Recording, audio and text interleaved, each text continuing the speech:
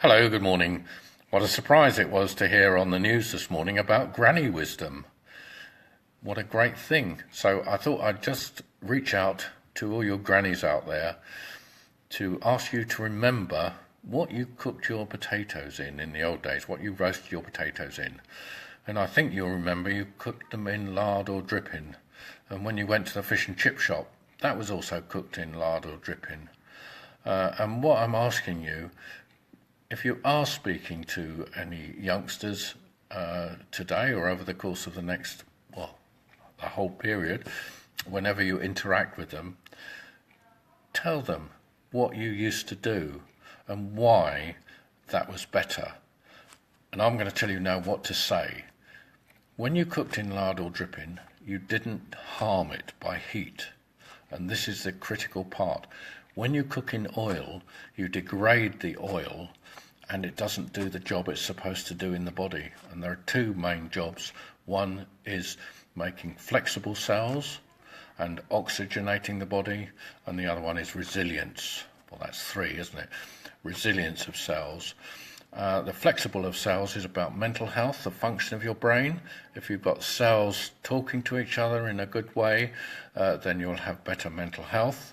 And you don't need me to remind you, just in that short period that really we stopped cooking in lard and dripping to cooking in oil, it's only about 60 years.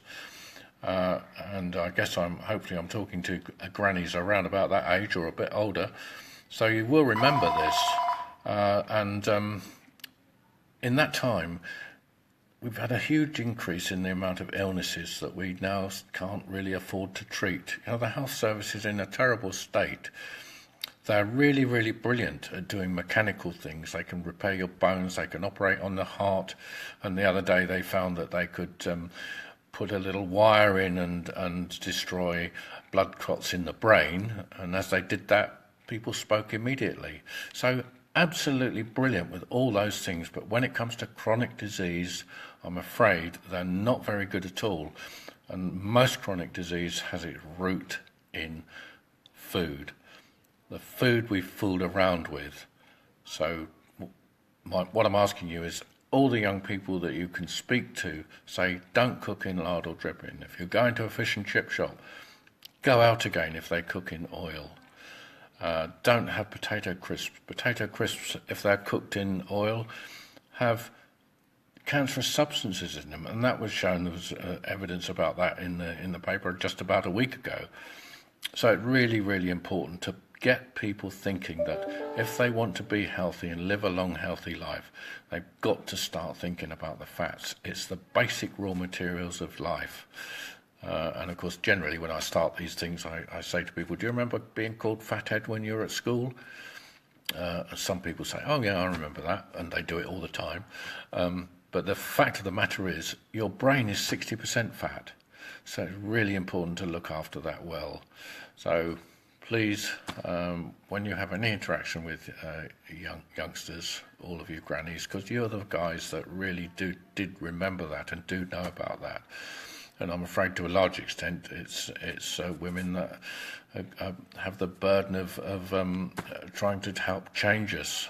So I'm just giving you a little bit of extra information. In fact, what I've done is turned you into a key person of influence.